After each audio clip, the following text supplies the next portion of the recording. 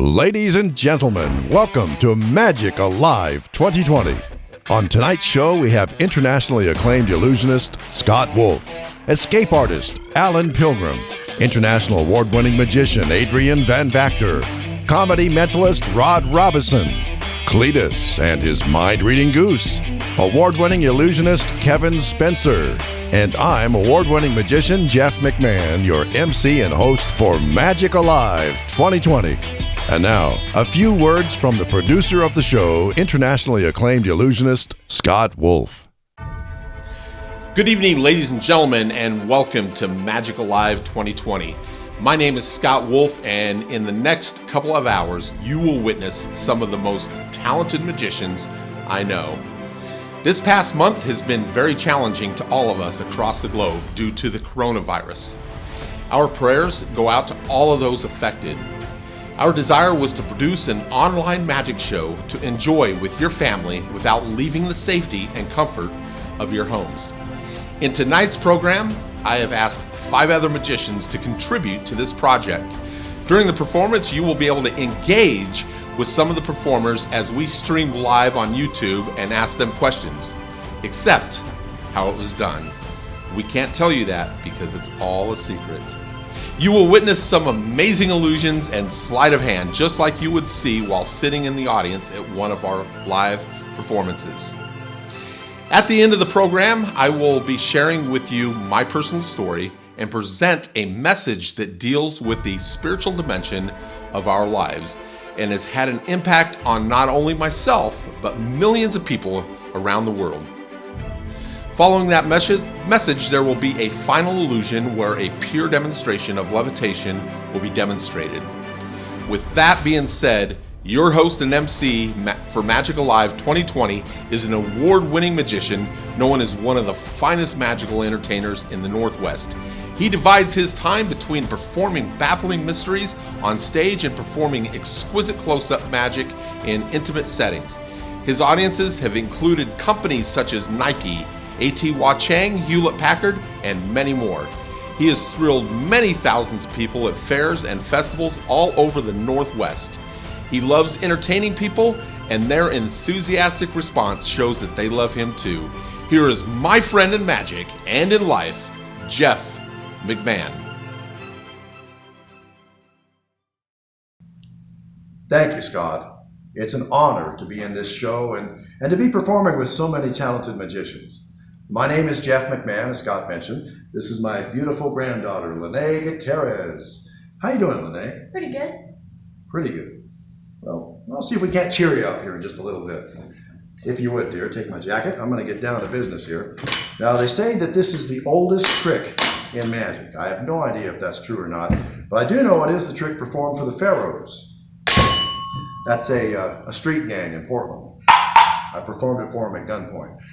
These cups are solid brass, but yet they'll pass one right through the other. Why? I don't know exactly, except that I got the cheap cups from the dollar store, and I probably should have bought the good ones, but let's not dwell in the past. All right. This is the mystical MW, the magic wand. I'll wave the wand and say the magic words, hanging curveball, and I get a triple, just like that. 3 small baseballs. I got these from the Albany Little League. Watch this ball. It acts just like Jell-O through a toaster. Gone, just like that. The next one goes the same way, only different. This time I blow on it.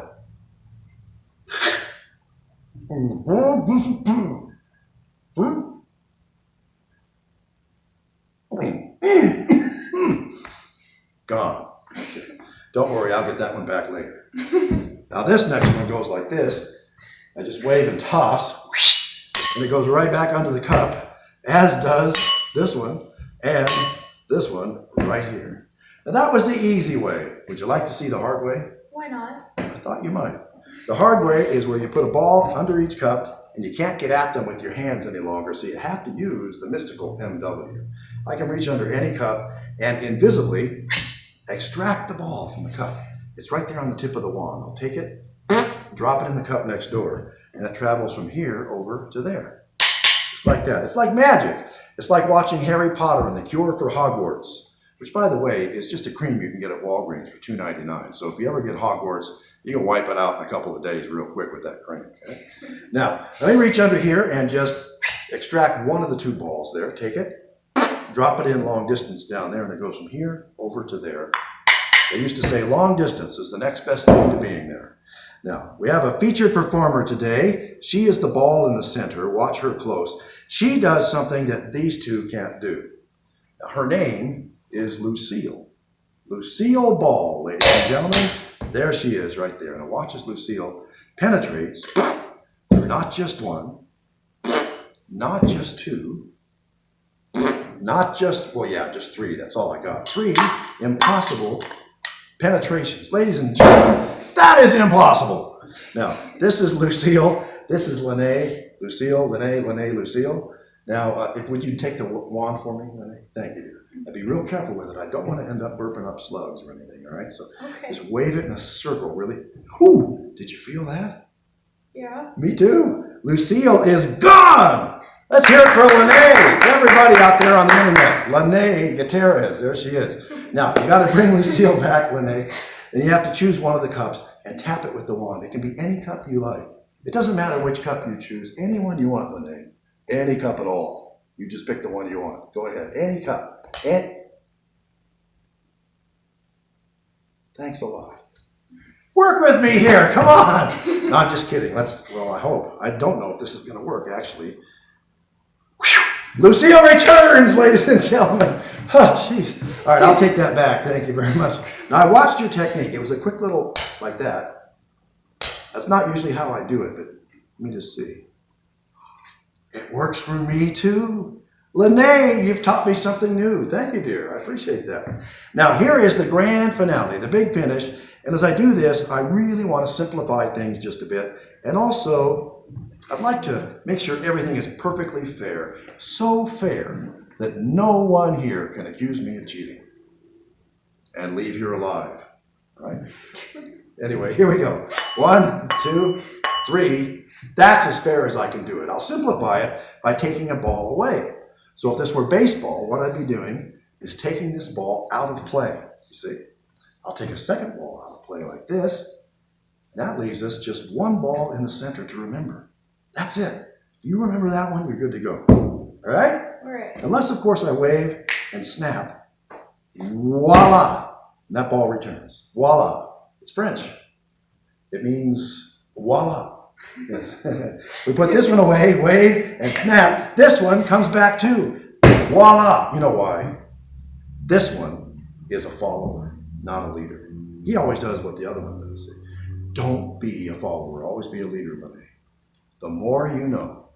Okay. Now, if we put this one away, put this one away, wait, there's supposed to be 1. No, there's 2. What is happening here? I don't even know what's going on. I have no idea. Well, let's put all these in the pocket, okay? We'll check the wand just in case. Lucille, stay in the pocket. She's a big show-off. Pay no attention to her, all right? Now, we got 3 cups here. And Lene, you get to pick one of the 3. We'll call this 1. This one's 2. This one's 3. You decide. What would you like? 2. 2. This one? Yep. Are you sure? There's a lot riding on this. No, I'm sure. All right. 2 it is. Now, you could have picked this one or this one, right? Yeah, I know. What if all 3 of those baseballs you saw me put in my pocket are right there under number 2? Would you be surprised? Yes, I would. Why does that seem completely fake? You wouldn't really be surprised, would you? I don't know. You're not. I really want you to be surprised. There's no reason to go on now. I guess we'll just move to the next. No, wait. I really want you to be surprised. Here's an idea. I'm going to take this wand and switch it to stun. It was on surprise. Now it's on stun. And now we'll see if you're surprised. What do you think? Oh, hang on. There was one there. That one doesn't even fit. And that is the cups and balls. Thank you. Oh, and now, on with the rest of the show. Greetings, ladies and gentlemen. The performer you are about to experience has been interested in the art of illusion since 1981, when his interest was sparked after witnessing a famous con game typically played on the streets of New York City. Several years later, he met and became friends with the television producer-director, who was also a very talented magician. This afforded him the opportunity to learn many creative ways to present his magical routines. Since that time, his career has taken him to several different countries on 5 continents around the world. He has been featured on numerous television programs, including Inside Edition, Real TV, and The Ananda Lewis Show. His unique and dangerous fire act has garnered him spots in the 1993 movie Posse and at the Bellagio Hotel in Las Vegas, Nevada. He has collaborated with numerous magicians, including his best friend in magic, world-renowned illusionist Andre Cole. He is a past president of the International Brotherhood of Magicians, a member of the world-famous Magic Castle in Hollywood, California, as well as a member of the Society of American Magicians. Ladies and gentlemen, prepare to suspend your mind in disbelief. And welcome the magic of Scott Wolf.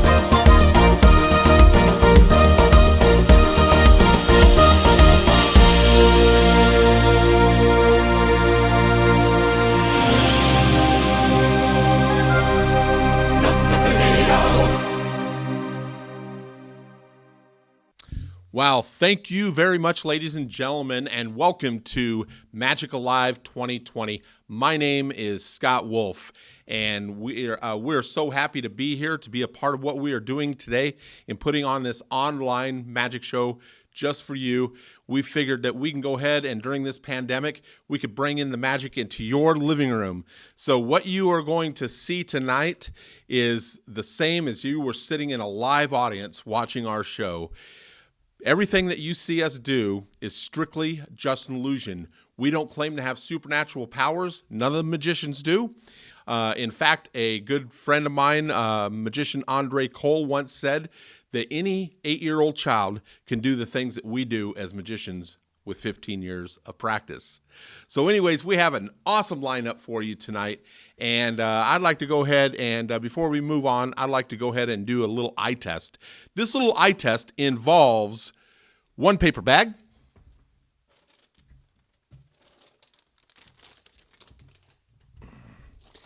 and one Coke bottle. The idea is to take the Coke bottle, I'm going to place it into the paper bag. I'm going to snap my fingers, wave my hand, cast the magic shadow, and the Coke bottle is gone. Yep, it's gone. The hard part is to make it come back. All I do is just snap my fingers, wave my hand, cast the magic shadow, and the Coke bottle is back. Thank you very much. Now, I'm going to do that one more time, even though you guys didn't ask, because I can tell you're not too impressed. So I'm going to snap my fingers, wave my hand, cast the magic shadow, and this time, the Coke bottle is gone. Yep, it's gone. Trust me, folks, it's gone. Somebody at home there is thinking that, oh, Scott, just turn the bag upside down. Sure. All right, yeah. You don't believe me. All right, we'll go ahead and turn the bag upside down. It's gone. Yeah, I could tell you're probably not too impressed with this trick. So we'll just go ahead and get rid of the Coke bottle and the paper bag. Thank you very much, ladies and gentlemen. Well, I've been performing for close to 38 years. I started studying the art of magic and illusion back in 1981, just coming out of high school, when I saw a guy do a card trick that just totally blew my mind. It was a card trick that was made famous on the streets of New York City called 3-Card Monte, and you're going to be seeing that later on in my show. And I had to figure out how it was done, so I went to a local magic shop, and I explained the trick to the magic shop owner, and he sold me the secrets to that trick. I had to stop losing my money, so I had to figure out how that trick was done. So anyways, since then I became the assistant manager of that magic shop, and then that's when I started taking some magic tricks home and learning how to present them. I would sit at the table 8 to 10 hours a day, practicing different techniques, sleight of hand techniques, just so I could perform them better to demonstrate them at the magic shop. Anyways, since that time, I have traveled to several different countries on 5 continents around the world. I performed for 4 U.S. presidents. Yeah, it's pretty amazing, huh? And I tell you what, you know, when you're performing in front of a president, it is just, oh my gosh. And I have my show all set up in South Dakota at Mount Rushmore in front of all 4 U.S. presidents right there performing. Yep, my career is rocking. So anyways, back in 1993, I traveled to the country of Ecuador. Now, in Ecuador, they cannot speak any English, and I can't speak any Spanish, so I had to put together a lot of my routines to music. One of the routines that I put together to music is a classic in magic, and you've probably seen this before, where a magician takes a piece of rope, he cuts the rope into 2, and then he restores the rope. It's a classic in magic. So what I did is I took a lot of different variations of rope magic, and I tied them all together into one nice little routine, and it goes something like this. I hope you like it.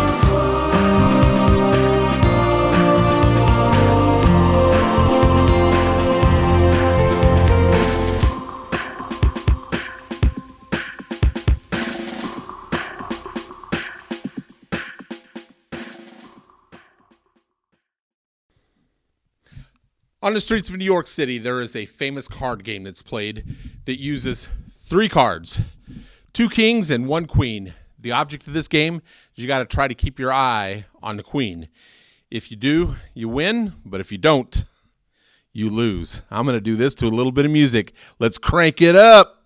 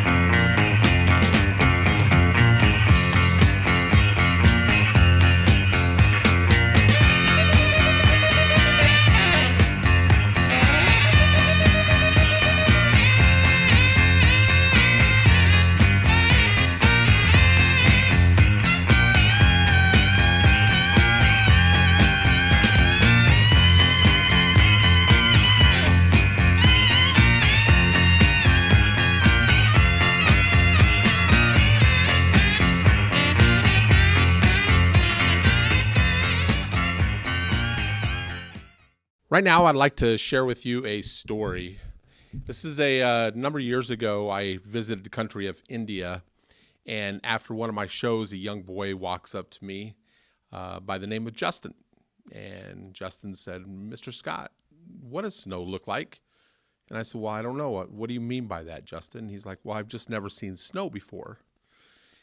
And so I showed him. I said, "Well, see, Justin, snow is made up of little tiny particles called snowflakes." And he wasn't quite understanding, so I decided to show him. I took a piece of paper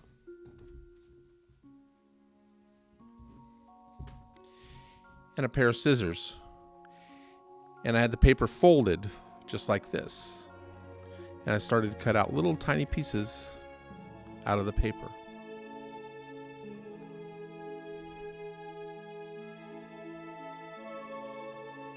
Some of you may have done this in school before.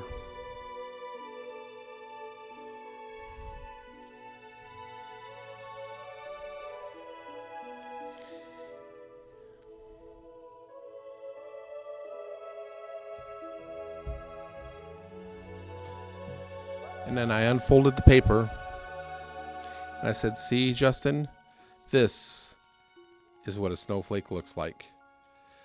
But I could tell by the look on his face he wasn't quite impressed. So I said, "Well, see, Justin, snow is also made up of moisture." So I took the snowflake,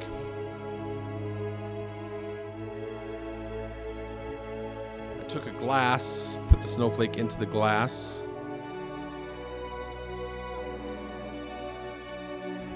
and I took some water.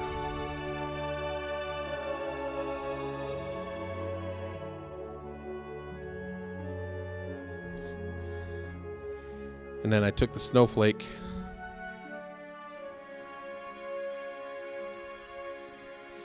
and I said, "See, Justin, snow also needs a little bit of cold air."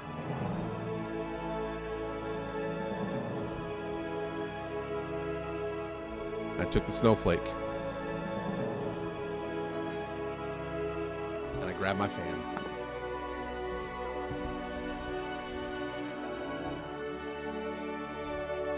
And right before Justin's eyes, it began to snow.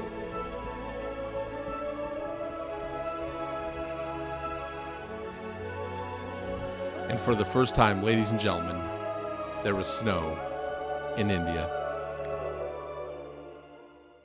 That was gorgeous magic, Scott. Really beautiful. Jeff McMahon back with my granddaughter, Lene Gutierrez. Hello, Lene. Hi. We're going to focus in here just on these 2 coins and this deck of cards.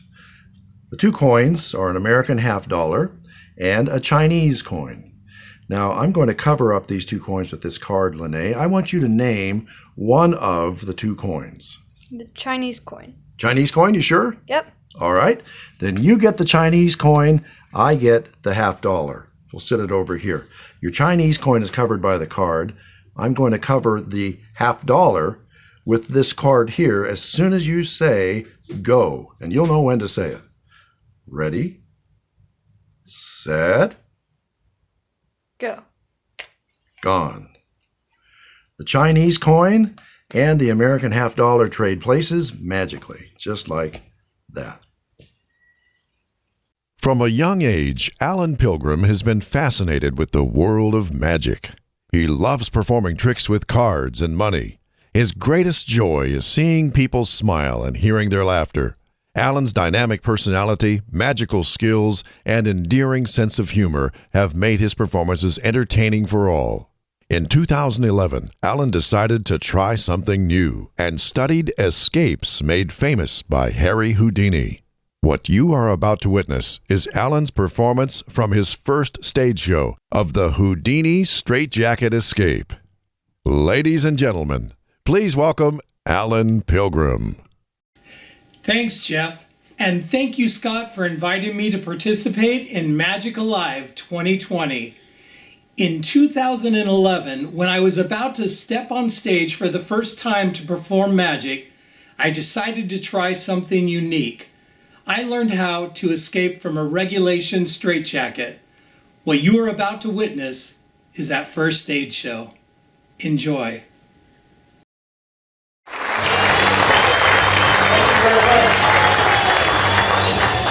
Now, Houdini became famous by being able to escape from the seemingly impossible. One such escape, that was his most popular, was from a regulation straitjacket. Your name is? Did I meet you before? Aaron. Aaron, all right. And Heidi? Jewel. Aaron and Jewel. Okay. What I want you to do is I want you to take a look at that, and I want you to check the buckles. Check the leather straps, look inside, make sure there's no trap doors, secret tunnels, nothing like that. All right? All right, look good? All right, Jewel? Here's where you come in. Go ahead, put your arms out. That's how I got my wife. All right, I'm just kidding. Hold on to that for me. I'm going to take the headset off and I'm going to switch to that microphone right there. I'm using a regulation straitjacket that's designed to restrain an individual. Go ahead and put that on me. Jill's getting nervous. The sleeves are sewn shut so that I can't use the fingers. Jewel, come around back. You'll notice there are 4 straps. Hey, don't be so anxious. I haven't said what to do yet. There's 4 straps across the back. What I'm going to have you do is I'm going to have you strap me into these as tight as you can, and you'll notice that they go straight across. Now, there's a smaller buckle down on this side that's kind of pointing downwards. That's for a special strap I'll tell you about a little bit later. So go ahead and start strapping me in from the top, right at the neck. You can go ahead and you can make it as tight as you can there. Oh yes, that's, yeah, okay. Yeah, I was going to ask you, Jill, have you ever put them in a straitjacket before? So it's your first time. It's just, you're really good at it. The straps are anchored to the jacket with strong webbing and stitched on with heavy-duty upholstery thread. How you doing there, Jewel? All right, on the third one yet? All right, make sure you get them through the keeper. That'll hold the straps in place when we're starting. Yep, the little metal thing, that's the technical term. Copy that. All right, you're doing an awesome job there, Jewel. Is this the fourth one? All righty. So how long have you had this dream about putting a man in a straitjacket?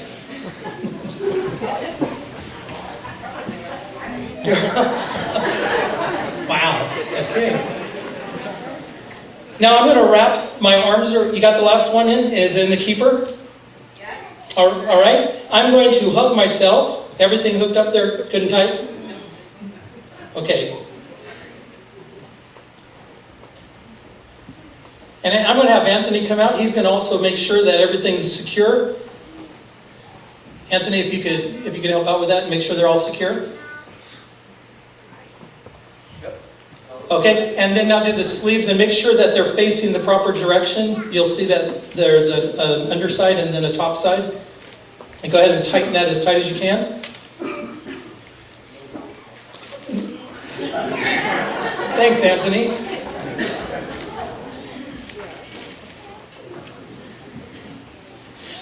All right, got it? Anthony, does it look okay? All right. Okay, Jewel, here comes the fun part. Are you ready? I'm going to have you grab this strap and, all right. And I'll tell you what. Let's do it on the count of three, okay? Count of three, okay? 1, 2. What? Do you know what to do? Okay. 1. Hey, this isn't easy for me either. 1, 2, 3. Go ahead and grab that. And then put it up through the thing there and then kind of put it up snug. That's good. That's real good.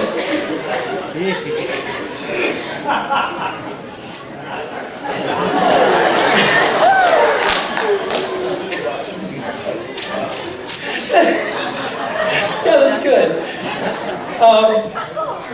Aaron, go ahead and put that back in there. Thank you, you did an awesome job. Until recently, the straitjacket was used in mental health facilities and is now outlawed in 26 states as cruel and inhumane punishment. Hold on a minute, I'm sorry. My nose is itching and it really bugs me.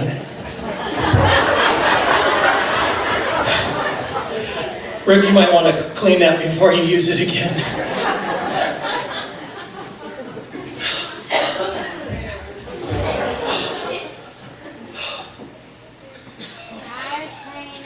Now you may be asking yourself, should I really be in the same room with a man who owns his own straitjacket?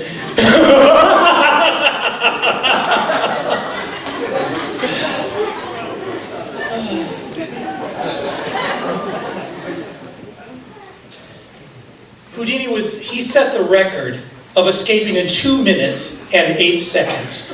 Tonight, I am going to attempt to beat that record and do it in 2 minutes flat.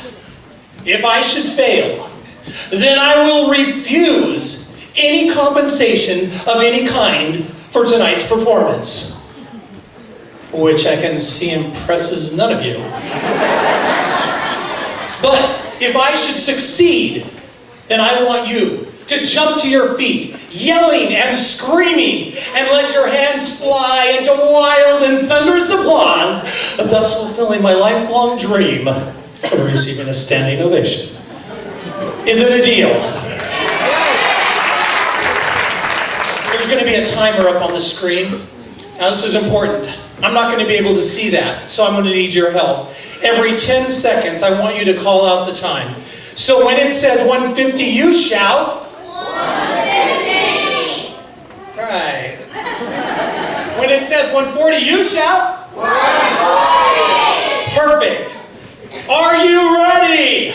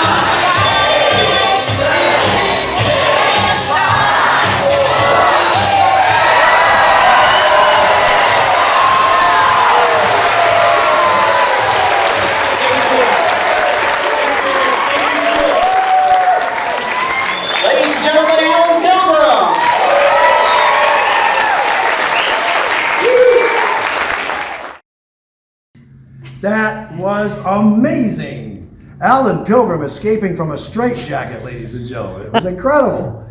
For a second there, I didn't think he was going to make it. At least not alive anyway. What about you? I didn't think he was going to get out either. It was impressive. Alan, good job. Now, Lene, when you see this, tell me what you see. When I show Deck you. of cards. A deck of, well, of course, yes. Lene, when I look at these, I see 52 beautiful paintings. To me, they're just gorgeous. They're like works of art. Absolutely lovely. You're looking at me very strangely. It's a generation gap. That's what it is. See, you see cards. I see beautiful paintings. You know, that's just, yeah. You're that old. I guess. Well, let's move on now. Do me a favor, Lene, and put an impression on one of these beautiful paintings, if you would. This one right here. Now, I just want to make sure that's the one that you touched. You selected that painting with all the powers of your concentration, and I know they are vast. Take a good look at that lovely painting that you selected freely, and try to remember every detail about it that you can. You got it? Yep. You're going to be able to remember it all right. Yes. Good. My favorite painting was by Leonardo da Vinci, and it featured a beautiful woman with a unique smile. I'll bet you know which one I'm talking about. The Mona Lisa? The Mona Lisa, exactly. Now we're going to find her amongst these 51 other paintings. She'll be represented by the Queen of Spades. Now, back when playing cards were invented in Italy, hundreds of years ago, by the way, every single playing card was considered a fine work of art because every one of these babies was painted by hand. It's true. So if you had 52 of these beautiful paintings, you had something very valuable. Very few people could own all 52 of these gorgeous paintings. It would be a great gift for a king or an emperor. The common man couldn't afford them in general. Nowadays, of course, that's different. We can all afford all 52 of these paintings. In fact, we can buy them in bulk at Costco. My favorite painting, the Queen of Spades, or the Mona Lisa, is going to be placed on this tiny artist's easel right here.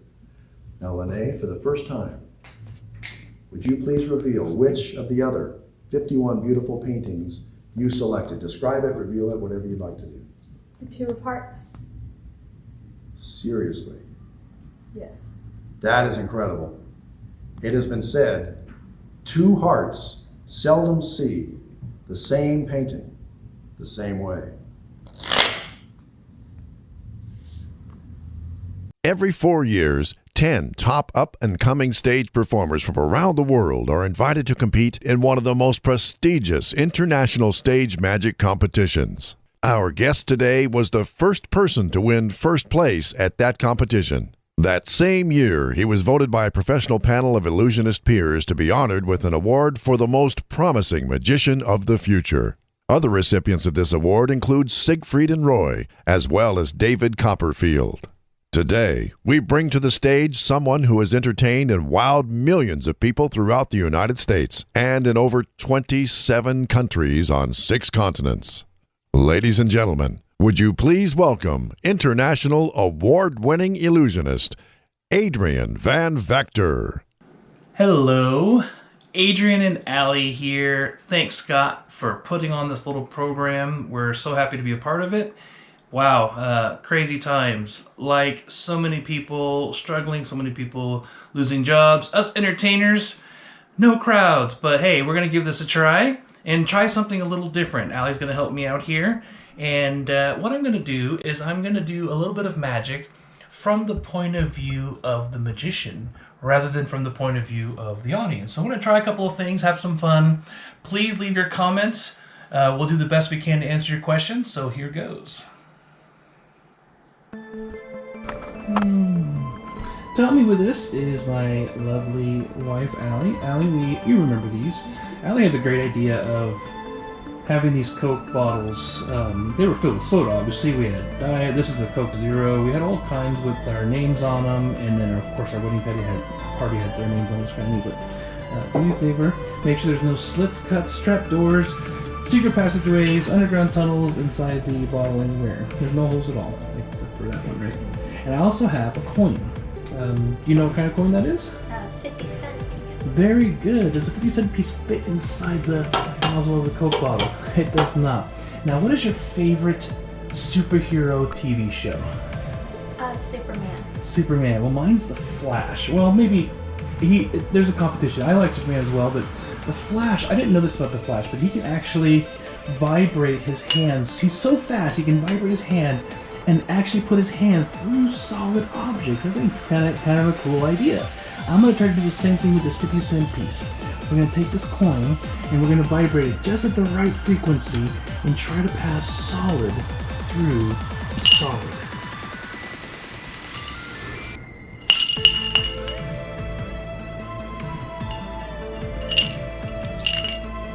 Now, you may have noticed this, what looks like a tuning fork. It's not a tuning fork. It's actually, she knows what it is, she's smiling. Al used to be really big on reptiles, and apparently you need these if you have a reptile. I don't know what they're for, I don't want to know. All I know is that it's sterilized, but I need it to be able to grab the coin and vibrate it back out. You can see that it does not actually fit through the coin, but if we get that right frequency of vibration, we can actually pass the coin right through the bottom. Now, of course, I tell my guests when I'm performing it that if you can put the coin in the bottle, you can have both as a souvenir. Actually, they belong to you anyways, don't they? Thank you so much. Alright, for this next one, I'm going to add 3 coins to the mix, and I need to borrow a ring. Perfect. Alright, now magicians are always accused of using sleight of hand. It's been said that the hand is quicker than the eye. That's why there are so many black eyes. But in this effect, that's not true. In this effect, it is the coins that are quicker than the eyes. I have 4 50-cent pieces, no more, no less, and your ring. Would you just put it in your hand like you're cupping a little bit of water? Perfect. Did you hear that? Remember that sound, you're going to hear it again. Maybe just a little bit further this way. Very good. 4 coins, no more, no less. And again, it's the coins that are quicker than the eye, so don't worry about my hands, focus on the coins. 4 coins over here, I'm going to just cast a shadow over the ring. Just to cast a shadow over the ring, just move it over just a little bit like that. Watch. 1 coin jumped like lightning from my hand to yours. Now you did hear the click, yeah? You're going to hear it again. This time we'll do it a little differently. We're going to actually pass solid through solid, both hands. The coin's going to drop right through. All I have to do is close this hand, and as soon as we close it, the coin goes right through both hands, just like that. Spooky. Coin number 3, I won't even close the hand. We'll leave both coins visible the entire time. So we've got 2 coins here, and we'll actually do this one slow motion. Watch coin number 2, cast a shadow right about here. Slow motion. Yes, honey, I know you've seen this a million times, and I really appreciate you helping me out with this. You're a sweetheart. Here we do. This is my favorite part of the trick. We're going to take the ring, we're going to put it inside my pocket. Yes, I have a pocket. And how many coins do you have? 4. If I take 1 away, that would leave you with 3. That's good. You're a tutor, aren't you? Math tutor. Okay. Now the reason I'm gonna take the last one back out and we're gonna do the last one, but I want you to close your hand right when I take it out. So you have 4. If I take 1 away, that leaves you with 3. When I take it out, I want you to close your hand, and your job is to not let me put the coin back inside your hand. Okay? Ready? Close your hand. Go ahead and turn it over. Now again, your job is to not let me put the coin back inside your hand. I have how many? 1. And that means you have how many? 3. Very good. Now the last one is the hardest one. Do you know why? No. It's because you're watching so close. Watch the last one. We ran back just a little bit right there. Right about there. Just like that. The last one goes. It does have a familiar ring to it. Take a look inside. 4 coins.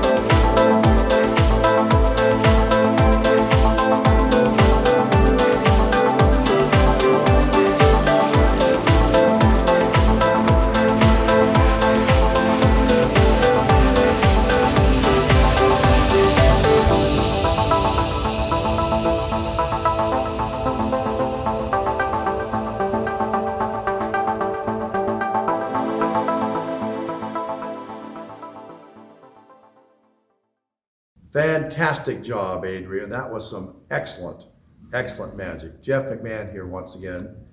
And I don't often do this, but this is a special YouTube gathering. And so I thought I'd teach you my secret to magic. Would you like to see my secret? Now, magicians normally don't do this sort of thing. You want to see it? Awesome. I'll show you my secret. I've got it right here, I think. Yeah, here it is. There. It's a little dusty. Just a second. Let me wipe the dust off that. There we go. There it is. My secret. Actually, it's my wife's secret. Close enough.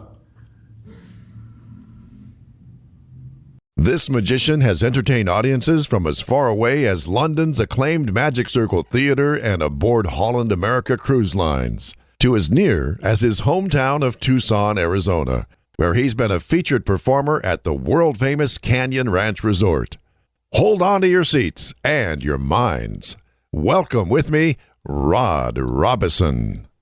Hey, welcome to our home here in Tucson, Arizona, actually just north of Tucson, Arizona, here on what we like to call the Windmill Ranch, because they got a really nice windmill out back. And this is my daughter, Katie. Katie, thank you for joining me. I know, Katie, that you've seen my show before, but I haven't told you, like, hey, Katie, I'm going to ask you something. Here's what I want you to say or anything like that, okay?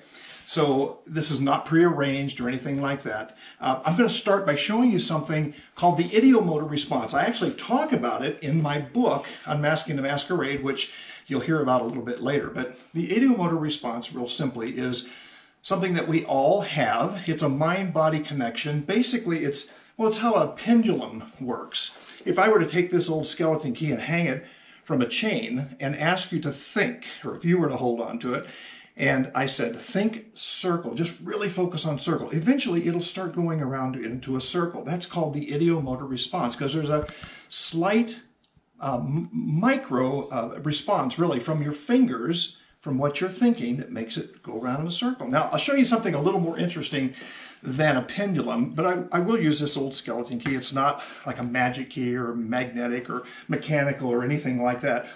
Katie, here's what we're going to do. I want you to hold my hand like this, and we're going to let you be the sender, the person who thinks of something that hopefully, if this works, will send a message into your hand and into my hand and then eventually into the key.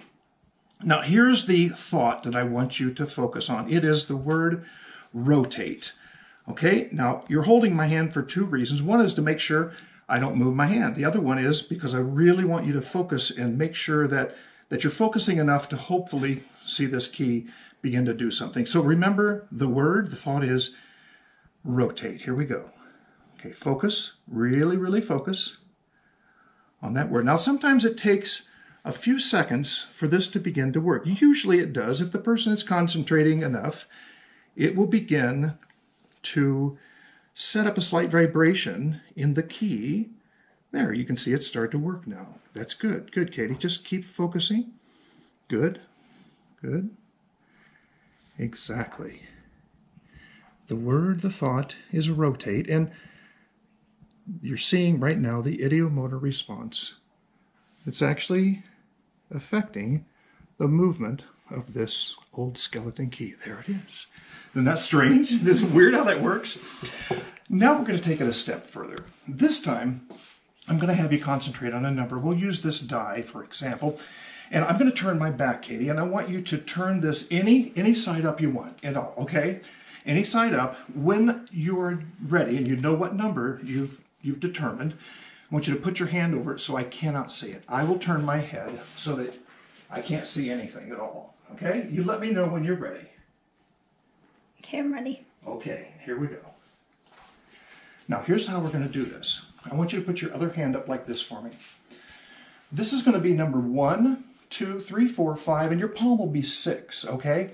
I'm going to put my hand against yours, and I'm going to snap my finger. When I do, I want you to think of the number that you were thinking of, and whichever finger or palm that it's associated with, I want you to focus on it. But don't look at your hand, because I don't want to follow your eye movements. I just want to see if I can tell, again, by the idiomotor response, what finger or your palm you are thinking of. And ready, here it is. That thought, quickly, think about it, and focus. I'm getting a little slight response here. Was it 2? Was it? Okay, let's try it again. Oh, good, very good, 2. Okay, let's try it again. I'm going to turn my head. All righty, you let me know when you're ready. Okay, I'm ready. You got it? Okay, very good. All right, here we go. Here we go. Ready? You remember it's 1, 2, 3, 4, 5, and 6. Okay? Think about it. All right, here we go. And I'm not getting anything in your fingers, but I think maybe something right here. Was it 6? That was it. It was 6. Okay, cool. Very good. Okay, we're going to take it another step further. Again, the ideomotor response and how you can sort of have pseudo mind reading or mind reading based upon your physical response to what you're thinking. So I've got a book here, The Da Vinci Code. It's the novel that was a huge bestseller about 15 years ago. There's tens of thousands of words in here. I've not read it. I've read little excerpts. Didn't even see the movie. It was a big movie with Tom Hanks. But I'm going to have you look through this. Pick a word, any page, any word. But I tell you what, choose a difficult word, something that's going to be hard for me, okay? Maybe, I don't know, 10, 11, 12 letters, something like that. Tell me when you've got one. Do you have one chosen? Mm-hmm. All right, very good. Close the book, put it down. Now, I want you to put your finger out like this, as if your index finger is a pencil. I want you to relax. I don't want you to try to trace the word. We're going to see if we can get it one letter at a time. It's a little difficult sometimes. And frankly, this is the most difficult thing I do in my show. Not perfect. I'm hoping to hopefully get this right, but I don't know for sure. But we're going to give it a shot. I'm going to take a chance here. So relax and don't try to trace it. Just relax your finger. Let's see if we can get a slight response here. First letter, is it L? Oh, sorry. Okay. What was it? T. T. Okay. Sorry about that. Like I said, it's not perfect, right? It does take a little time for me to get the feel here. Okay. So we know the first letter's T. Let's go with the second letter. Focus on that second letter. Just relax. And I think we're getting something. Is it H? Mm-hmm. Yeah. Okay, now I'm getting it. Here we go. Let's go with that third letter. You're not tracing it, but I'm getting a feeling like it might be a U. A U? Good. Okay, let's go with that next one. Next letter. It's almost like upside down what you just had. Is it an N? Is it an N? Okay, good. And now the next letter. I'm getting a circle, but there's more to it than a circle. I'm getting is it a B or a D? I think it's a D. Is that it? That's weird. Isn't that strange? Okay, next one. You're focusing on the next letter, and it's very clear. That's an E for sure. And next, you're good. You're doing great. It's an R. Thunder. But wait a minute. I'm sensing there's a little bit more to it than that. I think thunder. Is that what we just spelled out? Okay. But I think there's more to it. So think about that next letter. It's like a next syllable. It's an S. Mm-hmm. Good. All right. And then, is it T? Is that weird? I'm seeing an R. I'm getting an R. Good. You're doing great now. Now we're getting it. U.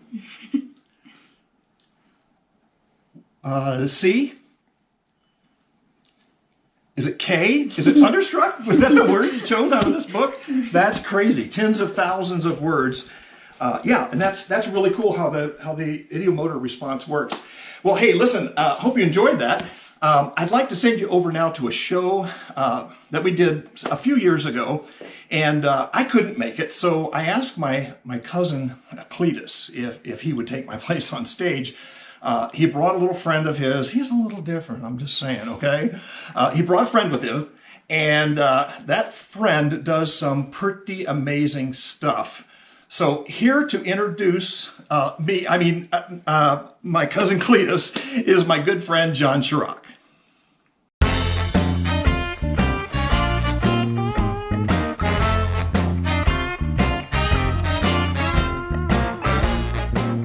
You'll see the next performer is Rod Robison. Unfortunately, Rod was not able to make it this afternoon. We had a problem. But we're very fortunate because his cousin Cletus from South Carolina was able to fill in. So please help me welcome to the stage Rod's cousin, Cletus.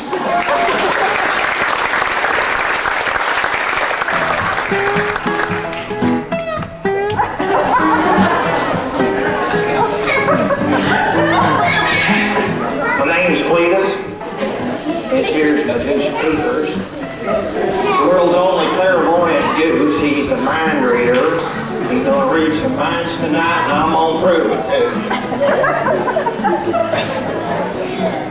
This fella here in the orange outfit right here. Yeah. What's your name? Bill. Bill?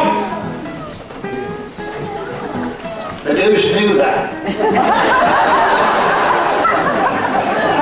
Bill, let the audience know we have prearranged nothing and we've never met before in that church. You sound kind of proud of that. Bill, if you would, I'd like you to think of any number between 1 and 10. Do you have one in mind? Concentrate, the goosey is going to read your mind. I believe the goose has gotten an impression. All right, that's right in his mouth. Concentrate, Bill.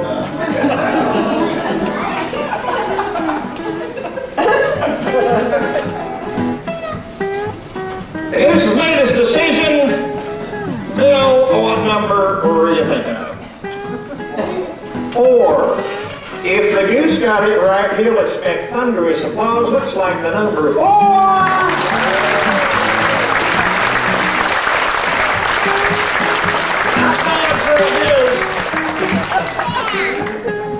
Where it gets better.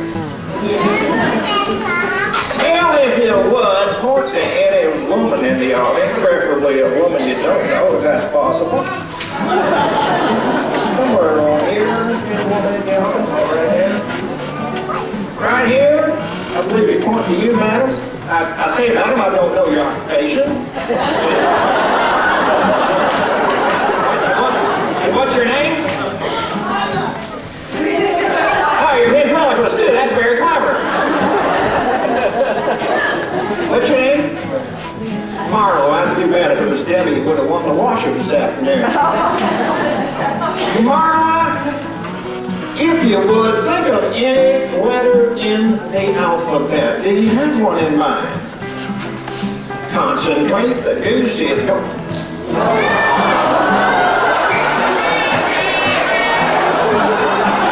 He's just a goose, he don't know no better. You were thinking of the letter P.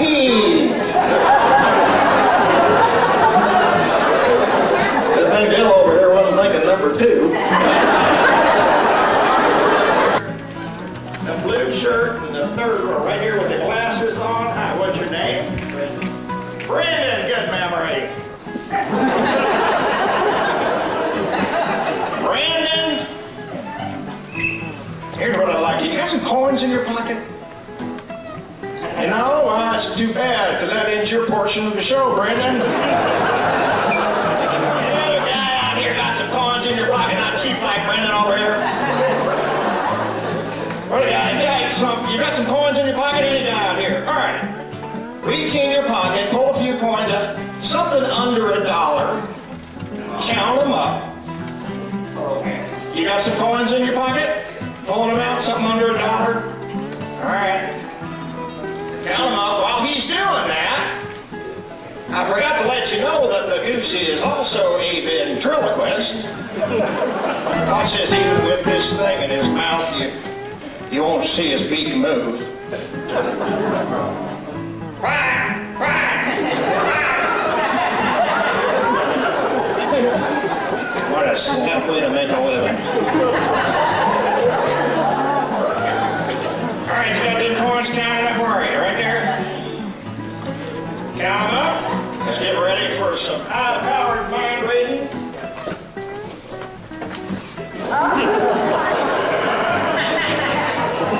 Concentrate.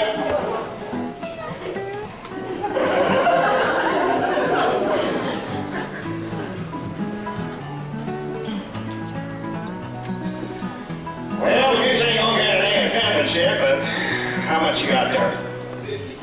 50 cents. If the goose got it right, he'll expect thunderous applause. Looks like 50 cents!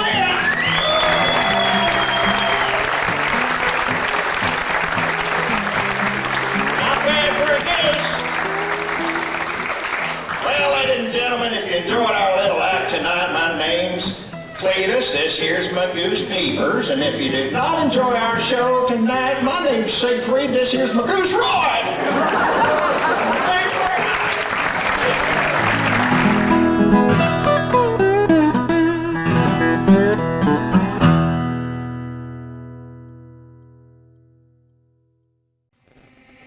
much. Lots more great magic to come, but I wanted to let you know that my best friend and mentor, Rod Robison, wrote an absolutely fascinating book titled Unmasking the Masquerade. 3 illusionists investigate deception, fear, and the supernatural. His co-writer was another one of our magicians, Adrian VanVactor, along with Dr. Toby Travis. In this page-turner book, these magicians unlock the mysteries behind things like, do some people have supernatural powers? Is it possible to read minds? The secrets of psychics and mediums, the psychology of deception, magicians in the Bible. Could the miracles of Jesus have been an illusion? And a ton of other really fascinating, eye-opening information. Plus, one of the chapters tells my personal story of being badly injured during an on-stage fire-eating performance and what I learned about deception from this very scary experience. You can grab a copy of Unmasking the Masquerade at Amazon or encouragebooks.com.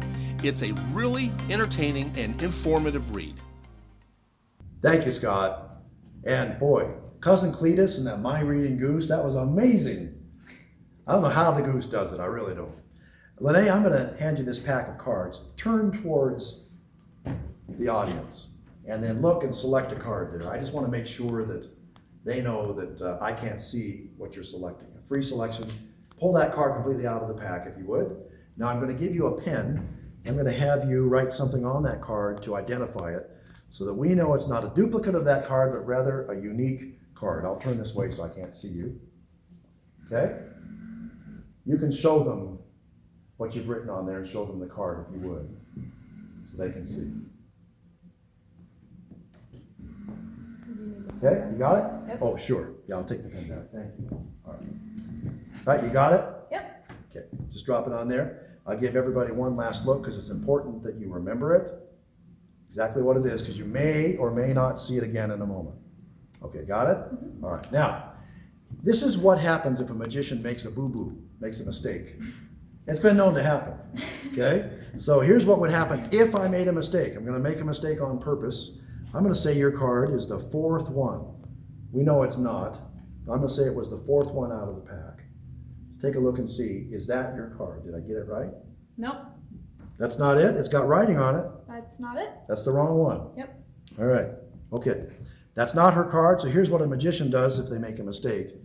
I'm just going to take and very slowly pass my hand over the deck of cards, and instantly that 5 of diamonds will transform into Lene's chosen card. Why did you write Kevin on there? Oh, that's because Kevin is our next magician. This performer is an award-winning performing artist who, for more than 25 years, toured the world with one of the largest and most successful theatrical illusion productions in the U.S. He left behind a trail of accolades in his wake, including 2009 International Illusionist of the Year, 2015 International Magician of the Year, and 6-time recipient of Performing Arts Entertainer of the Year. At the pinnacle of his career, Spencer stepped away from the stage and into classrooms and hospitals as an educator, artist, consultant, and cultural entrepreneur. His work focuses on using the art of magic to impact change in the lives of children with disabilities.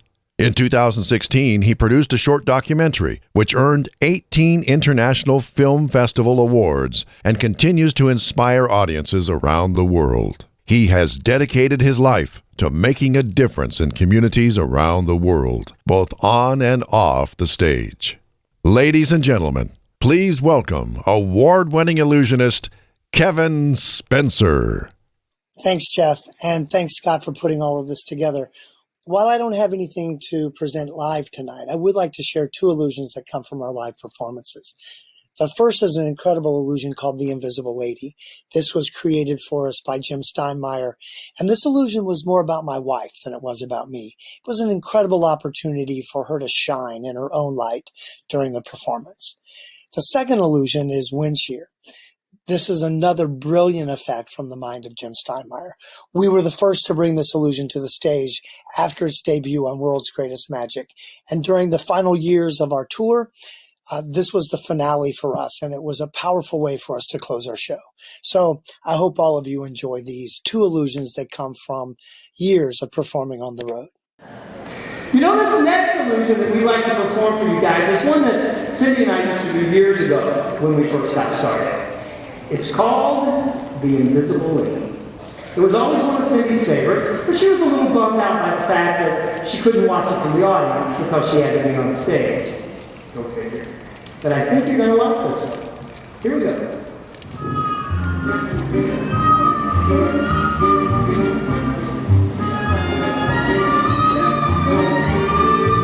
It's a little cabinet, just big enough for a person. It's only a couple of strings. Let's open it up, Chase, and show everybody what's inside.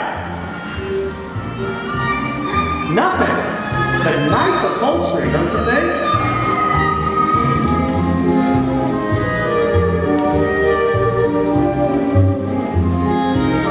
Now I'm going to give everybody a really good look at this apparatus. You'll notice if we step aside, it's about 10-15 feet from the curtains. Now there's a reason why we call this the Invisible Lady, and I'd like to introduce you to her right now. So let's have a nice round of applause for the Invisible Lady.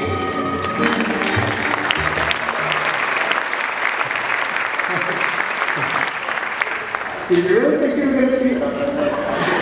She's the Invisible Lady. Great. I need these steps.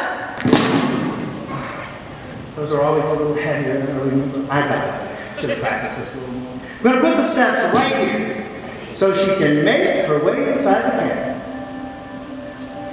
She's so graceful, isn't she? Yeah? All right, Chase, let's close it up.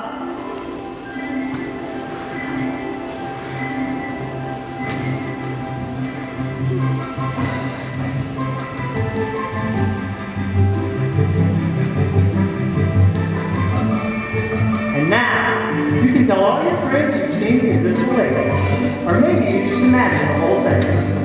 But there she is, completely visible once again.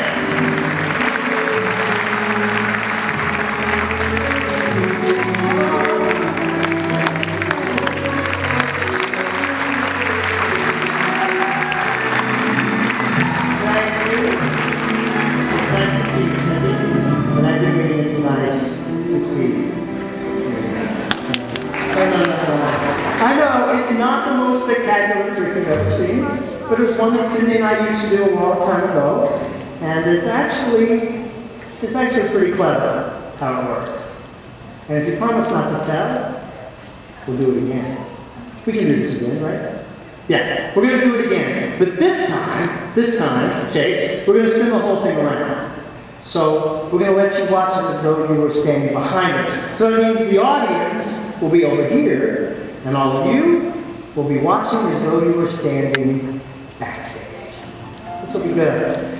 Now the first secret is camouflage. You don't realize it, but we cover Cindy at the most important part of the illusion, so she completely disappears. Looks great. Here we go. Wow, good looking crap.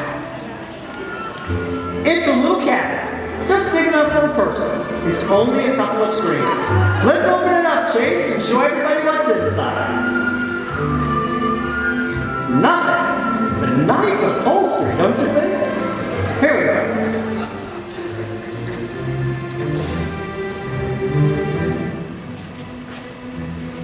Now I'd like to give everybody a really good look at this apparatus. If we step aside, you can see it's about 10-15 feet from the curtains. Now there's a reason why we call this the Invisible Lady, and I'd like to introduce you to her right now. So let's have a nice round of applause for the invisible lady.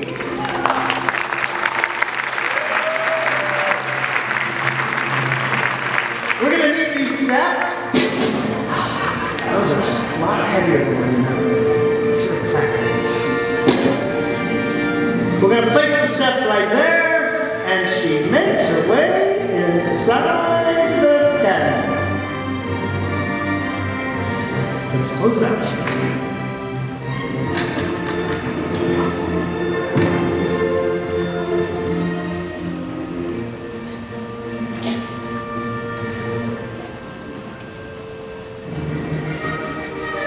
And now, you can tell all your friends you've seen the invisible lady. Or maybe just imagine the whole thing. Maybe it was just a really bad dream. One thing's for sure, you best not ever see that again. Let's go.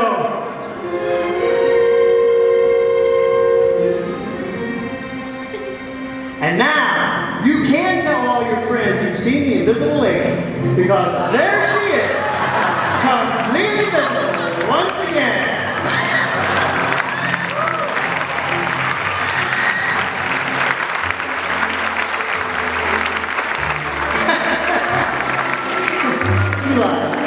Get out of the box.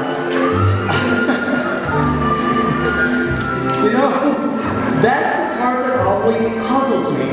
But that's the part that puzzles Cindy as well. Now that she gets to watch the entire thing from the audience.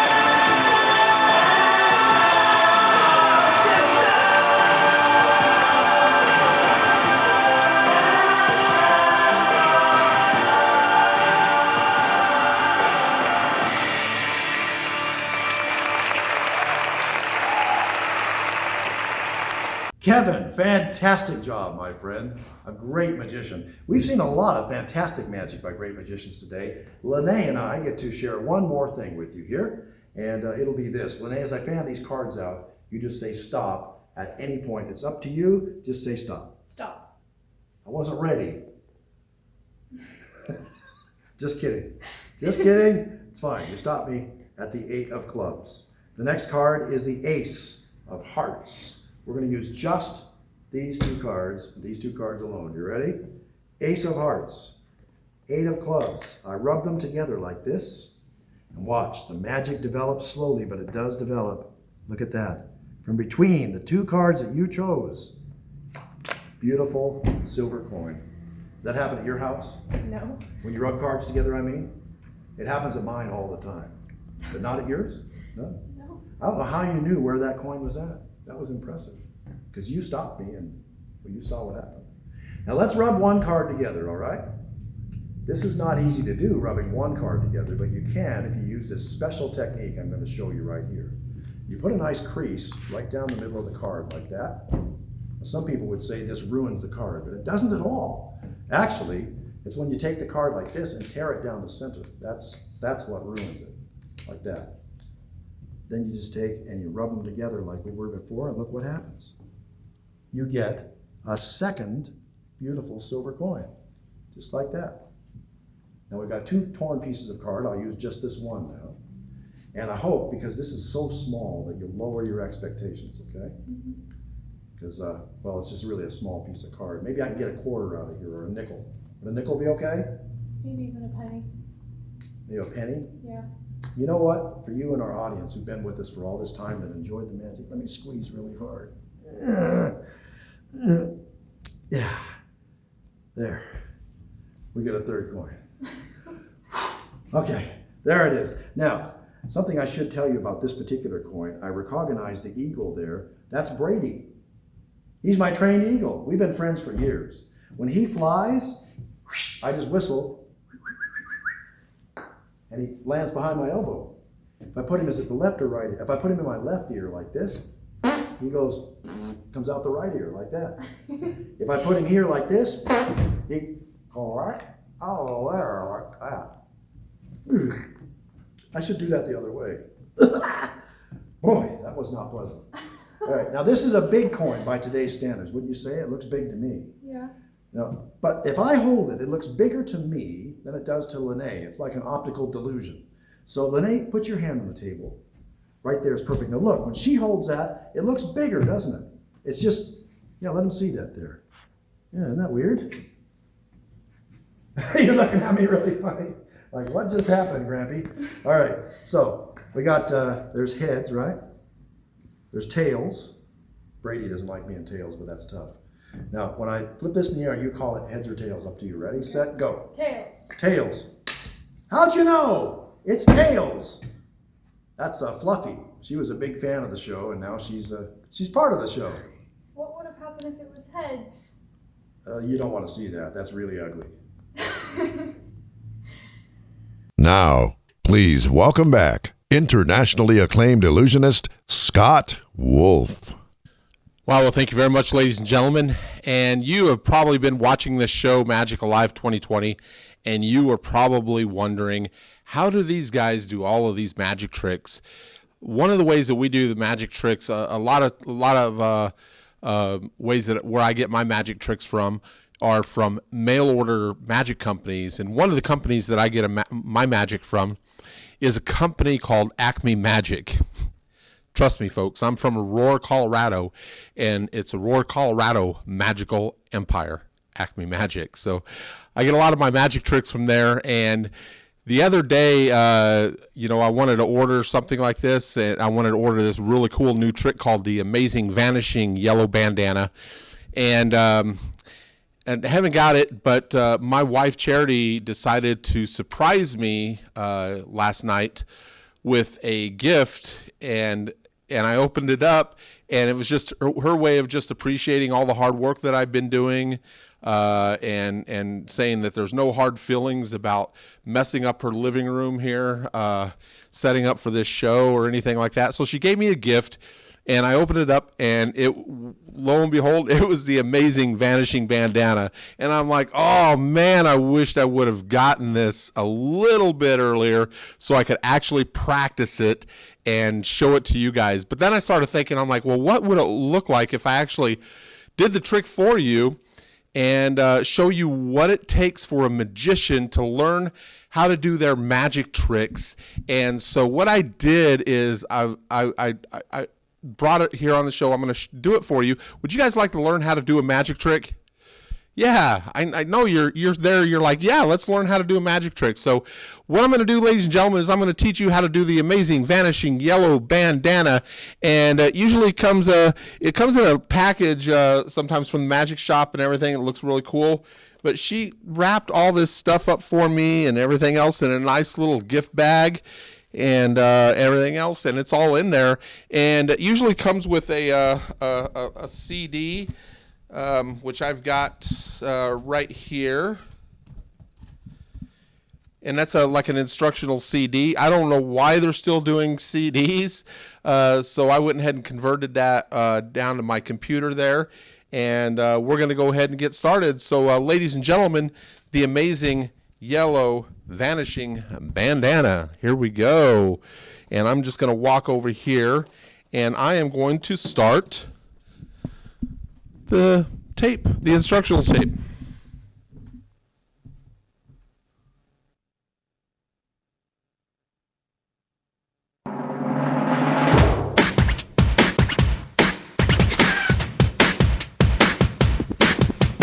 Hello, fellow magicians. Welcome to the world of Acme Magic, your professional mail-order magic company, 100% genuine.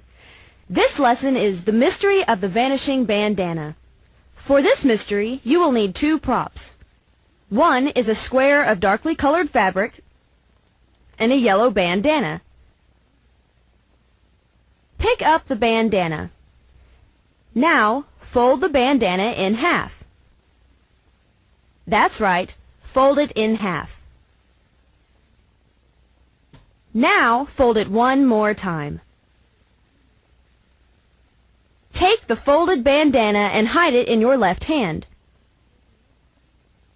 Remember to keep your hand in the natural position. This is called palming. Now that you have mastered palming, we're ready to begin. Open up the folded bandana. Show the audience it is a regular bandana by waving it up and down. If an audience member does not believe it is a real bandana, allow him to wipe his face on it. Now, pick up the dark square of fabric and gather the four corners together, making a little makeshift bag. Using your free hand, fold the bandana along the creases you made earlier, and drop it into the folds of the fabric makeshift bag. From the outside of the makeshift bag, squeeze the bandana into a small little ball. What the audience didn't see is that you never really put the bandana in the fabric at all. You really kept it hidden in your left hand. Remember palming? Again, remember to keep your left hand held naturally. Now, make a magical gesture. For the grand finish, fling open the fabric and receive your well-deserved applause.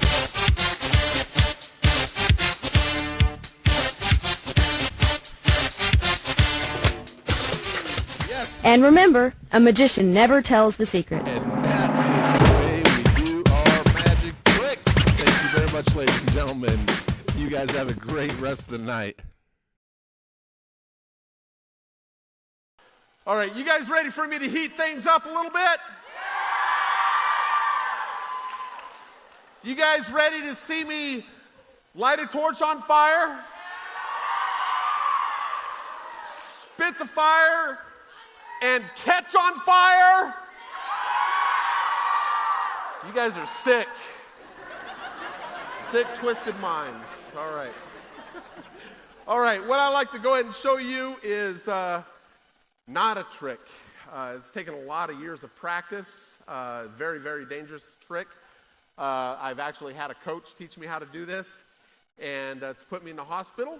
And but I do it. I love it. It's the hot part of my act, literally. Okay, so I'd like you to go ahead and sit back, relax, and enjoy the mystery and danger of fire eating.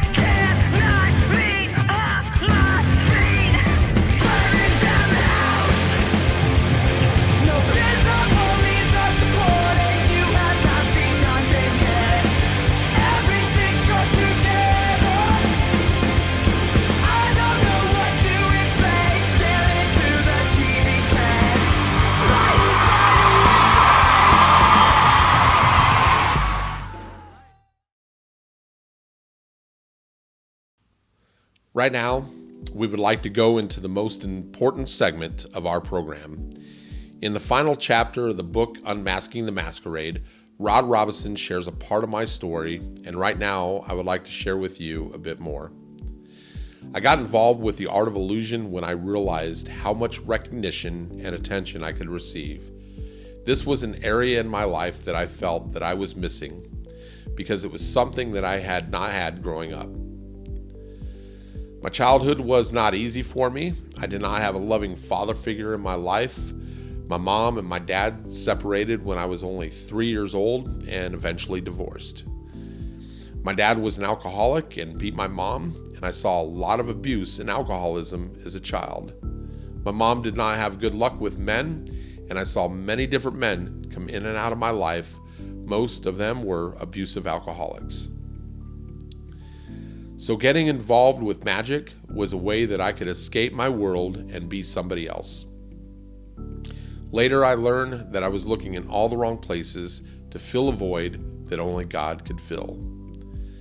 I was in and out of jail and juvenile detention centers because of my poor choices, and it was in 1986 in a jail cell when my cellmate shared with me about this person, Jesus, and how he had sacrificed his life for me because he loved me so much. I couldn't understand why any person would love me like that. And it was later that night in my cell that I got on my knees and accepted Jesus Christ into my heart. There was no electrical feeling or chills running up and down my spine, but there was an incredible sense of peace in my heart, even in a lonely jail cell. But my story didn't end there. It has taken a long while for me to get my life together. I've always been stubborn and hard-headed, so I walked on the center of the fence, not knowing which side I actually wanted to be on. Even as a Christian, I still had issues with knowing who I really was. I struggled with alcohol and drugs and got involved in the party scene, hanging out with the wrong people, and I was completely unfaithful in my previous marriage. There were many times that I stayed away from home, partying, drinking, and doing drugs for days at a time. I was touring with a professional, world-renowned illusionist, Andre Cole, who had become one of my best friends in magic and one of my mentors. During the 6 years of traveling and touring the world, I was having marital issues and trying to keep that hidden. I started really heavy on the drugs and was completely lacking accountability. Eventually, I had to leave the tour to try to mend my marriage. I built up a lot of resentment towards my wife because I felt that my marriage was the cause of me having to put my dream on hold. Angry, torn, and bitter, I walked away from an 18-year marriage and went to Alaska. This is where I got involved in very heavy drug use. 2 months later, I decided to go to a church service. After the service, the preacher walked up to me and she looked at me straight in the eyes. She said, "Scott, you have got to get off that crack cocaine and get your life right with God. It's going to kill you." Something hit me inside of my heart, and so I picked up the phone and I called 2 very close friends of mine. Andre Cole was one, and the other was my best friend, Rod Robison, who you just saw perform on this show. I confessed everything that I was doing, and I said, "Rod, I need help." He said, "Can you wait for a week while we get the money together, and we will fly you back to Tucson, and we'll put you into Adult and Teen Challenge." I accepted his offer, and a week later, I was on my way back to Tucson and went straight into Teen Challenge. Teen Challenge was not easy for me. It was very difficult because of the structure and the discipline. 4 months into my program, my wife sent divorce papers to me, which hit me really hard. It was now that I was facing the reality of my actions and choices and saw how they had left a wake of hurt people behind me. Since then, I graduated Adult and Teen Challenge, completed a 1-year internship, moved to Oregon, and finished 2 years at the Teen Challenge Ministry Institute. 3 years after my divorce, I remarried, and she's a redhead, which is a plus. And she's also the director of the Adult and Teen Challenge Women's Campus in Eugene, Oregon. I have had the privilege to be on staff with Adult and Teen Challenge for almost 8 years now, and I'm currently working as a recovery coach at the men's campus in Shed, Oregon. Right now, there's a message I would like you to hear that helped save my life. Before becoming a Christian, there was something that I learned that had a huge impact on my life. Everywhere I've gone in the world and performing in several countries on 5 continents, I have discovered that people are desperately searching for meaning and purpose to life. When I was touring with Andre Cole, he had told me of a story of the time he was in Europe and had heard about a man in London who went into the office of a psychiatrist. This man told the psychiatrist that if he couldn't do something to make him happy, that when he leaves the office, he will commit suicide.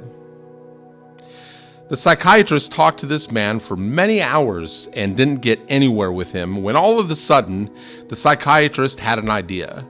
He remembered that the day before he had taken his little boy to the other side of London to see a circus. In this circus, they saw the funniest clown that they've ever seen, and they laughed all the way through the entire circus. That clown was the hit of the show. So the psychiatrist got the idea that since nothing else had worked, that maybe he can get that man to see that clown, and surely that clown would do something to make him happy. He invited that man to go with him to see that clown, and the man said, "I'm sorry, but I can't go with you, for you see, I am that clown." A few days later, that clown committed suicide.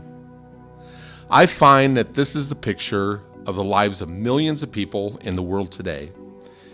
Laughing on the outside, but they're desperately crying on the inside. The awfulness of loneliness and emptiness. This was the picture of my life 30 plus years until I discovered what I'm going to share with you tonight. This simple illustration that I will share with you has helped millions of people throughout the world to begin the understanding of the answers to life. Some of the most important questions in life. Why am I here? Where am I going? Is there any real meaning and purpose to life? In this illustration, this orange ball will be used to represent each one of us here tonight. Every man, woman, and child. This yellow ball will be used to represent God. Not just a God, but the one true living God. The God who created us, who loves us, and who has an exciting plan and purpose for each one of our lives. I learned originally that man was created by God to have a relationship with him and to have a fellowship with him. But when man chose to go his own independent way from God, that fellowship was broken. I learned that this is what the Bible means by the word sin. That sin is basically our choice. It's by word or action. God, you go your way, I'll go my own way. I don't need you, God. I can do my own thing. This is what mankind chose to do, and the results were disastrous. So by this illustration, this orange ball represents the life of each one of us. This blue ball will represent the evil in our lives, which the Bible calls sin, and this yellow ball will represent God. So we could see from this illustration how sin has separated a holy God from sinful man. And if man is ever going to come back into contact with God and have a relationship with him, somehow this barrier of sin has to be removed. Now, there are many religions in the world today, and I have found that there is much good in most religions.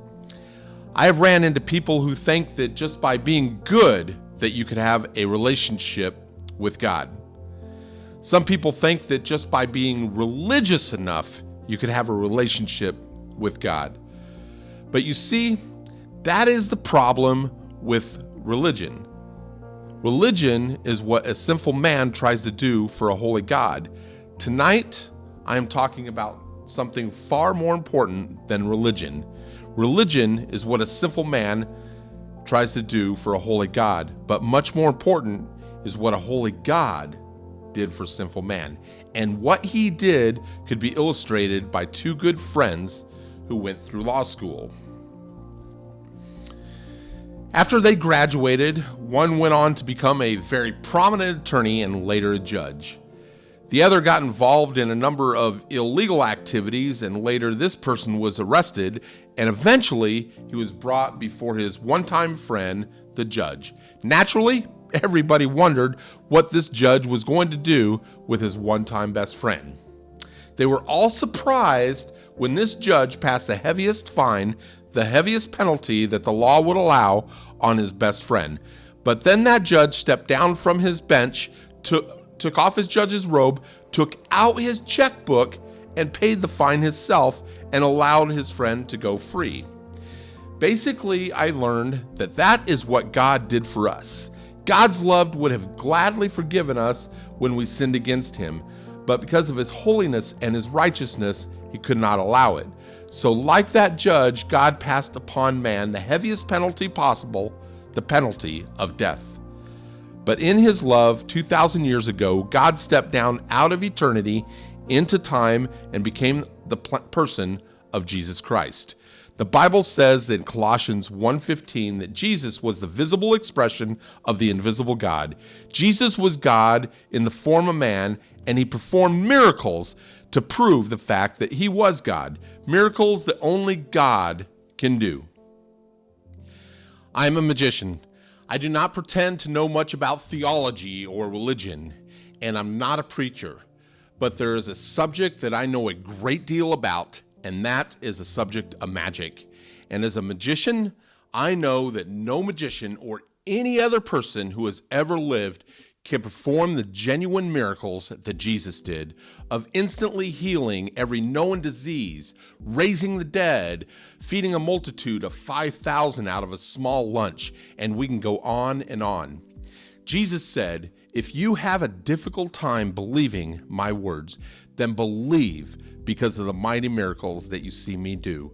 Several years ago in a worldwide television program, Illusionist David Copperfield made this statement: the miracles of the Bible go beyond anything that any magician or illusionist could ever perform, but greater than any physical miracle was the ability of a man named Jesus to bring purpose and meaning to the lives of millions of people throughout the centuries.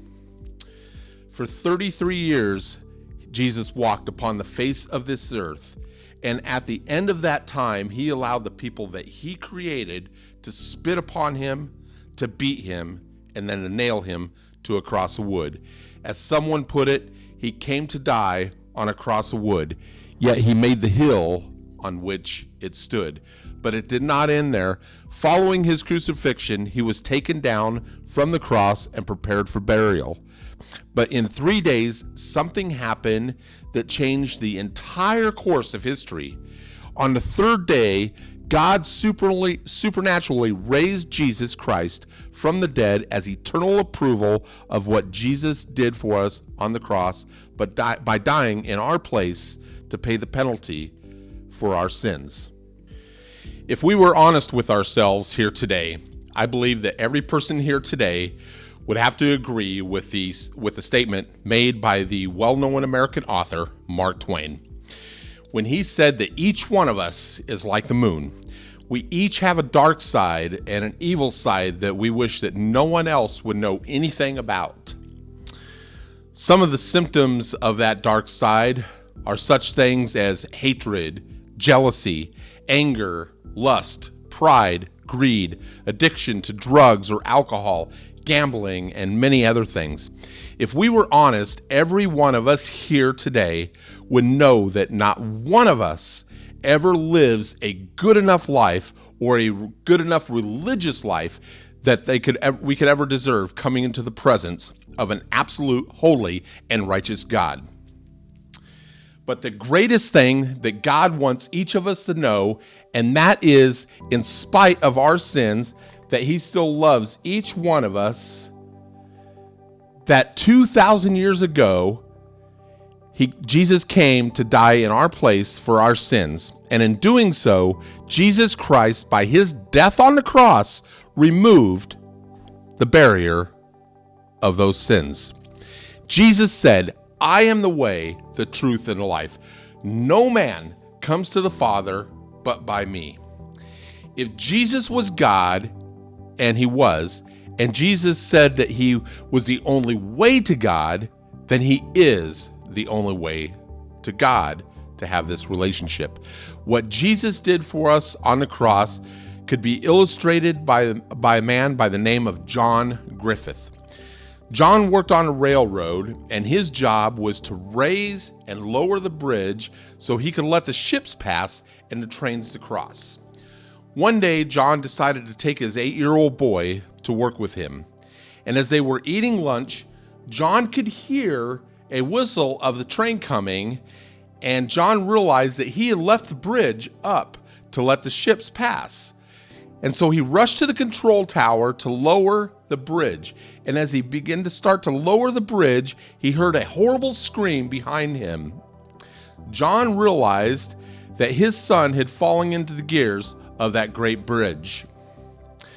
John had to make a decision, and he could raise the bridge and jump in and save his son, but hundreds of people would die on this train.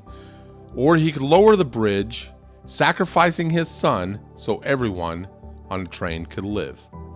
John made that decision, and as he lowered the bridge, he had to hear the screams of his 8-year-old son as he was being crushed among the gears of that great bridge.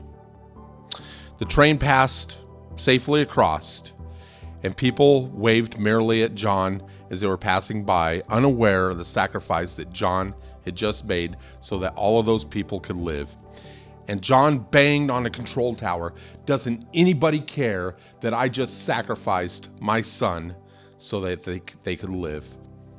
Today, God is saying the same thing to each one of us. 2,000 years ago, God had to listen to the death of his only son on a cross when he could have stopped the whole thing at any moment.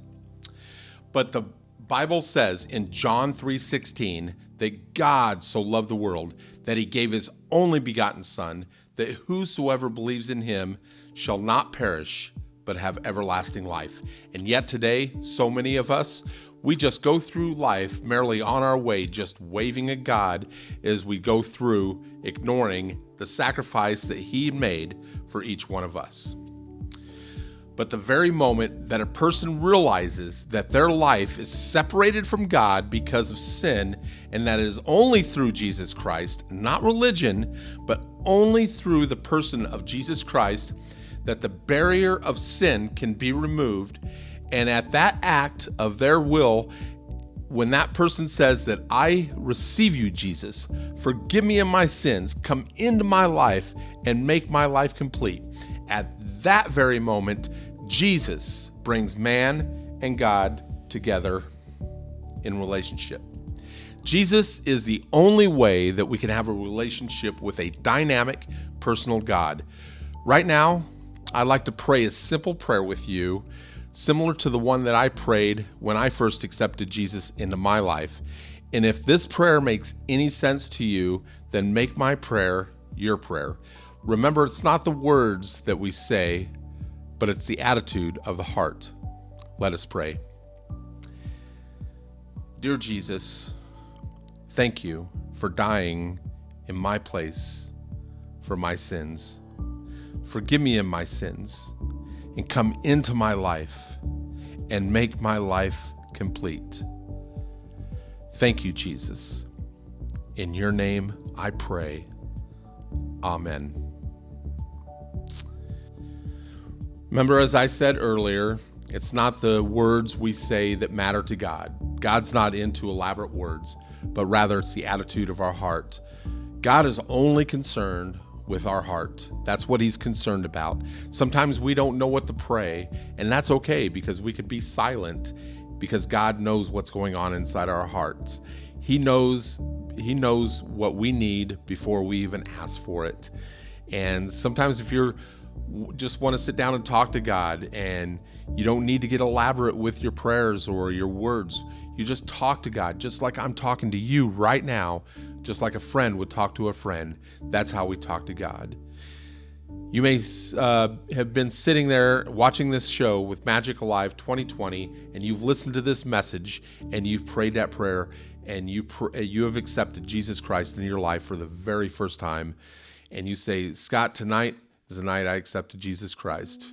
Okay, I want to get something into your hands. Momentarily, my email will flash across this screen. I want you to email me and say, Scott, tonight I've accepted Jesus Christ into my life.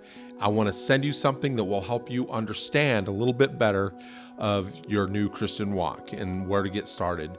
You may be asking yourself, well, what do I do? Where do I go from here? And the first thing that you need to do is to get involved with a Bible reading church and be around people, be around other believers who believe in God and have God in their life. And that's who you want to get involved with, okay? And they'll connect you with a Bible. If you don't have a Bible and you don't know where to look in a Bible, and what I suggest is if you pick up a Bible, the first books that you should read, that I would suggest reading, are the book of Mark and the book of John. Those are the two books that will help you understand a little bit more about your new Christian life, okay?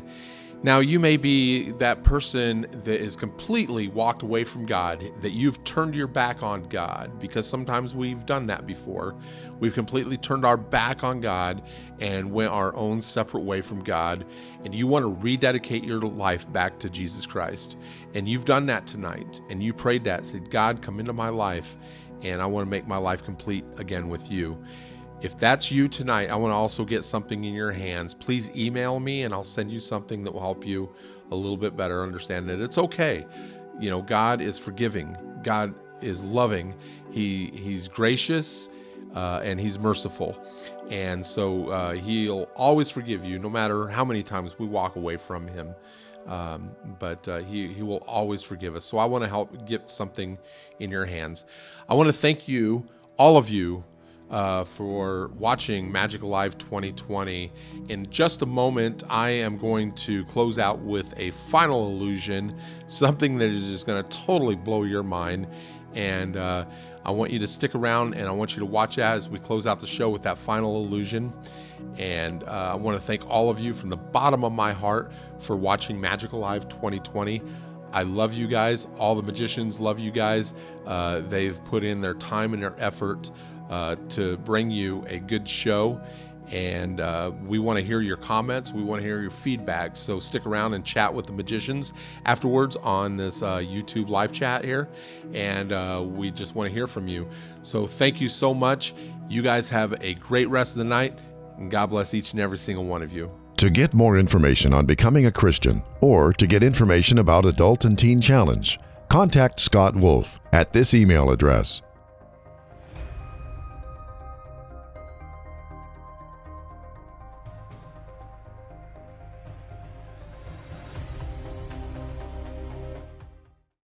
In the late 70s, a young magician, James Heydrich, claimed to be able to perform acts of telekinesis, such as his trademark trick of moving a pencil resting at the edge of a table. James Heydrich did this following a nationally televised demonstration of his abilities on the American reality show That's Incredible. He was unable to prove his supernatural abilities when magician and scientific skeptic James Randi, who has extensively challenged paranormal and pseudoscientific claims, debunked Heydrich's claim. James Randi replicated the pencil trick on That's My Line, demonstrating that it was a simple illusion and not the product of telekinesis. In a follow-up episode, Randi and Heydrich both appeared when Randi placed small pieces of polyurethane on the table around the phone book to show if Heydrich was actually turning the pages by blowing on them. Heydrich's powers suddenly failed him. Heydrich claimed that the stage lights were giving the foam pieces a static electric charge, which when added to the weight of the page required more force than he was able to generate to turn the page. Randi and the judges, though, declared that the hypothesis had no scientific basis without any results. Heydrich finally admitted that he was unable to complete the challenge. The judging panel, which included a parapsychologist, stated that in their opinion, no supernatural phenomena had taken place. The failed stunt effectively ended Heydrich's television career. To further discredit Heydrich, Randi was shown performing the same trick in 1981. Heydrich's psychic powers were conclusively exposed as frauds by investigative journalist and professional magician Dan Coram. Heydrich confessed to Coram that he had developed his trick in prison and that he had not learned it from a Chinese master as he originally claimed. Heydrich confessed, "My whole idea behind this in the first place was to see how dumb America was and how dumb the world is." It's so easy to dupe people. People can be easily deceived by false claims, as you saw James Heydrich do. All he did was take a simple pencil, rest it at the edge of a table, and with small puffs of air, he was able to cause that pencil to move. Millions of people saw that televised program and believed that James Heydrich had telekinetic powers. He took a writing instrument, and all he did was just rest it on the edge of a table like this. And then he concentrated.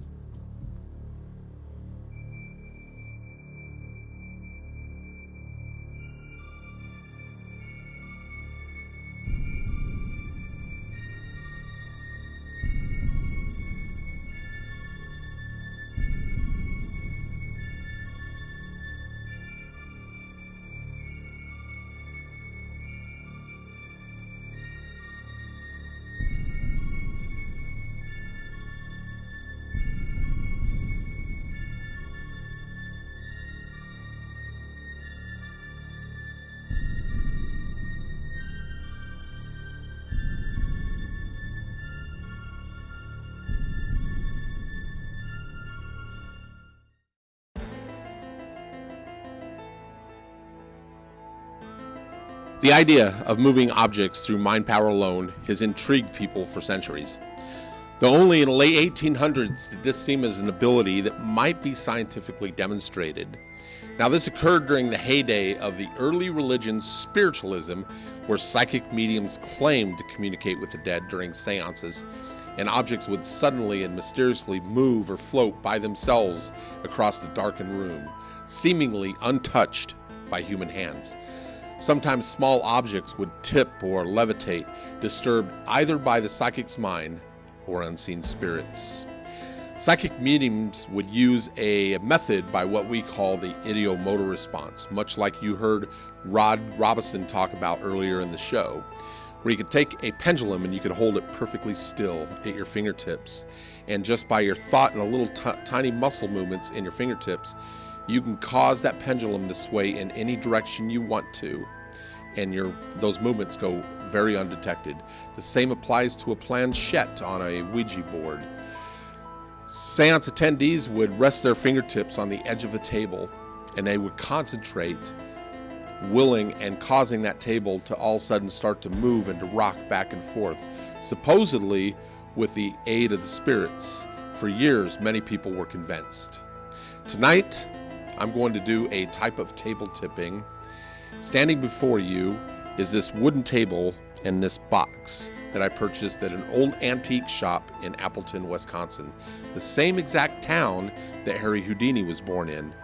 Many people say that this table and this box were actually in a seance that Harry Houdini had attended.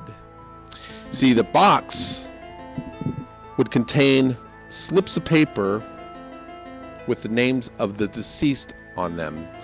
And the seance attendees would take these slips of paper, put them into the box, and they would draw out a person that they would go ahead and call back from the dead and communicate with. Tonight, I'm going to take table tipping one step further, something that psychic mediums always wanted to do, but were never able to accomplish. But hopefully something tonight that will occur for your entertainment and your wonder.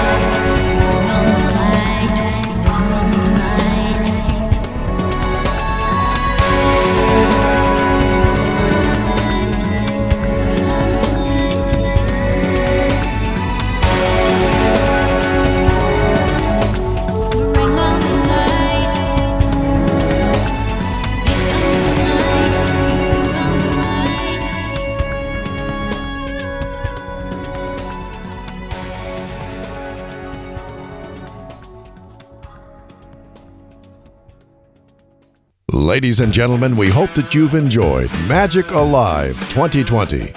Please stick around to chat with our performers. They're on live right now, and they'd love to chat with you. If you would like information on how you can become a magician and join a local magic club, contact Scott Wolf at this email address, scott@scottwolfmagic.com. Once again, my name is Jeff McMahon, and we thank you for joining us for Magic Alive 2020.